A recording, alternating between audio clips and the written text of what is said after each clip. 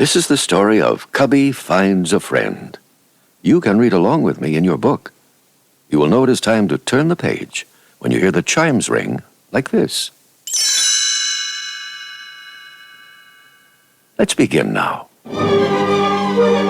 Deep in the forest, a frightened mother wolf and her baby ran for cover. They were being chased by a wicked hunter who was stealing animals from King Gregor's woods. Suddenly, a hidden net flew up and caught the mother. The wolf cub tried to free her, but he was too little.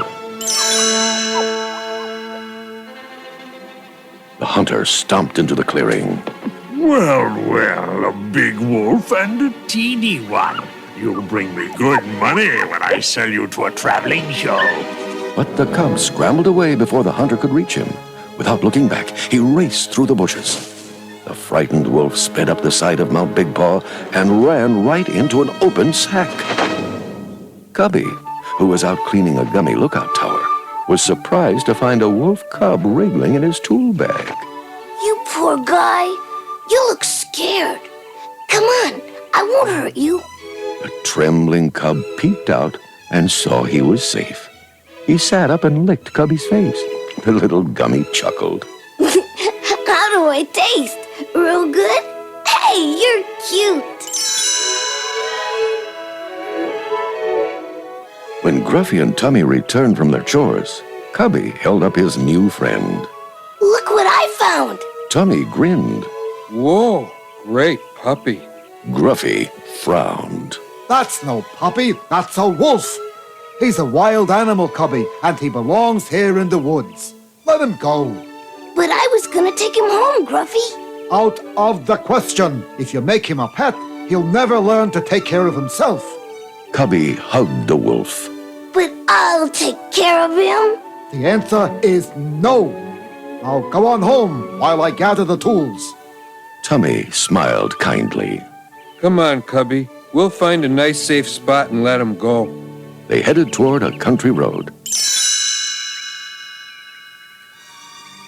Just then, Tummy and Cubbi ducked for cover as the evil hunter rode by with his captive wolf. The cub whined sadly when they passed. Cubbi hugged him. That must have been your mother. Moments later, Sir Tuxford and Kevin rode by, searching for hoof prints. Blast! He got away, Kevin! We've got to stop that thief from stealing any more of the king's animals. Let's try this way. After they rode off, Cubbi turned to Tummy. We can't just leave the poor little guy. He's too small to be all alone. Can't we keep him, Tummy? Please? Well, I guess so.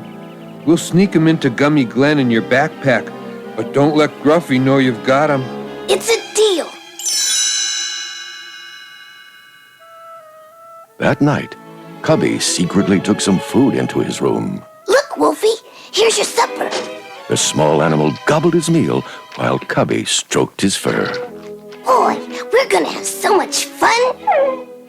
Later, the wolf curled up on the bed next to Cubbi, panting happily. You sure are a loopy little guy. Hey, that's a good name for you. Loopy. Good night, Loopy. The two friends fell fast asleep. The next morning, Cubbi went into the library. Zummy, do you mind if I have a pet? Zummy looked down from his ladder. That's a fine idea, Cubbi. A small pet, like a little field mouse, perhaps, or a tiny goldfish. Books flew as Loopy surprised Zummy from behind a shelf. Cubbi pointed to the wolf. I was thinking of something a little bigger. Day by day, Loopy grew from a cub into a young wolf. But even though he was almost grown up, Loopy was still playful. Cubbi and Tummy once took him outside to romp. They drank their gummy berry juice and began to bounce around him. Tummy shouted, Hey, Loopy, come catch me. So the wolf stood up on his hind legs and began to hop around like a kangaroo. Good boy, Loopy. One night, Cubbi sneaked into the kitchen to feed Loopy some of Grammy's broccoli muffins. Grammy leaped out holding a lantern. Caught ya! Land sakes, a wolf! It's okay, Grammy. He's mine. Please don't tell Gruffy about him, please? Loopy nuzzled her warmly. Grammy couldn't say no. All right, dear. Besides, this little wolfie's the only one who likes my muffins. The next day at supper, Loopy sneaked under the table. Gruffy felt something brush against his leg and started to look. The other gummies panicked. Gruffy, stop! He sat up quickly. Why? Tummy fidgeted. Please pass the fireplace. Gruffy left the table, shaking his head. Grammy's cooking has finally affected your brains. Good night. Loopy was safe. By summer, Loopy was fully grown. In fact, he was so big that Cubbi could ride him around the woods like a knight on horseback. Fear not, fair maiden. Even now, my trusty steed and I fly to your rescue. Giddy up, Loopy. What Cubbi didn't know was that the hunter was back in the forest, and he had seen Loopy's footprints. Cubbi and Loopy raced toward some bushes. Up, trusty steed. Loopy leaped over them and landed right in a fish pond. Directly below in the main hall, Gruffy was washing the glass bowl which held the pond. He almost fell off his ladder when Cubbi and Loopy swam past him. A wolf! Gruffy stormed outside, followed by the others. So, Cubby, you kept that wolf cub anyway. You disobeyed me. Grammy stepped in. Calm down, you old grump. Loopy's a sweetheart. Oh, so you're all in on this, are you? Well, listen, this animal is a wild beast. Keeping him isn't fair to him or us. So either he goes or I go. Gruffy stormed back indoors. Cubby hugged Loopy. Well, if he goes, then I go too. Later that day, when the gummies went looking for Cubby, he and Loopy were gone. Zummy shook his head. I'm afraid we have to face the fact that Cubby's run away. Gruffy folded his arms. He'll come home when he gets cold or hungry. Besides, we don't know where to look for him. Tummy led the others to the quick tunnel cars. I'll bet he went to Mount Lookout, where we found the puppy. The gummies zoomed off through the tunnels, leaving Gruffy behind. He shouted after them. Tommy, it's not Big Paw, not Lookout! Oh, foof. Now I'll have to go find him myself. Meanwhile, Cubby was out in the woods showing Loopy how to act like a wolf.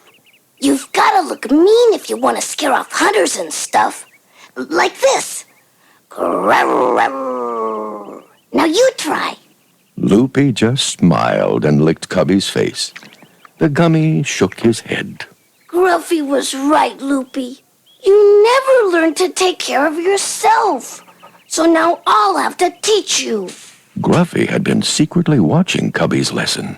He smiled proudly and headed back for home. Well, I'll be bounced.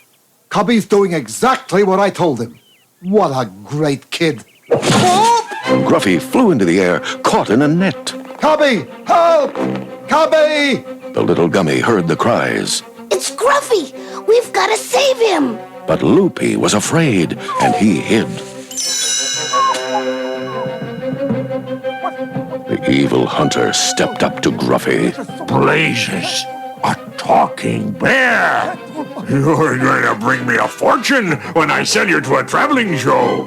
Cubby bounced into the clearing, That's what you think, mister. but the hunter quickly turned and caught Cubby in his other net. Loopy, help! Loopy! The timid wolf was frightened of this man who had taken away his mother. But when he heard Cubby calling for help, Loopy was no longer afraid. Now he was a wolf. Snarling fiercely, he charged at the hunter, bouncing on his hind legs. The surprised hunter was knocked flat. As he and Cubby freed themselves from the nets, Gruffy watched Loopy in amazement. Now I've seen everything. A wolf who thinks he's a gummy bear. Just then, they heard someone approaching. Cubby called to Loopy.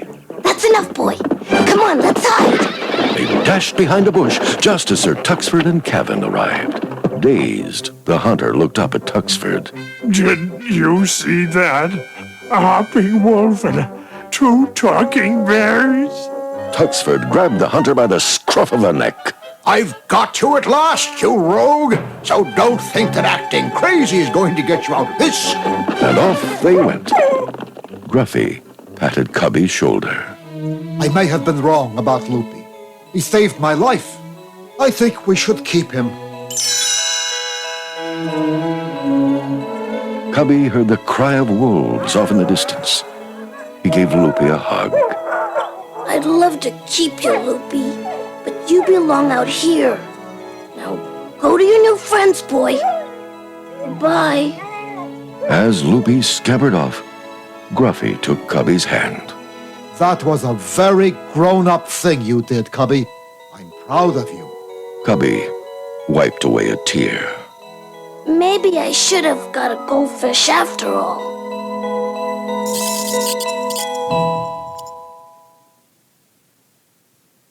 That was the end of the story. If you would like to hear it again, turn the tape over.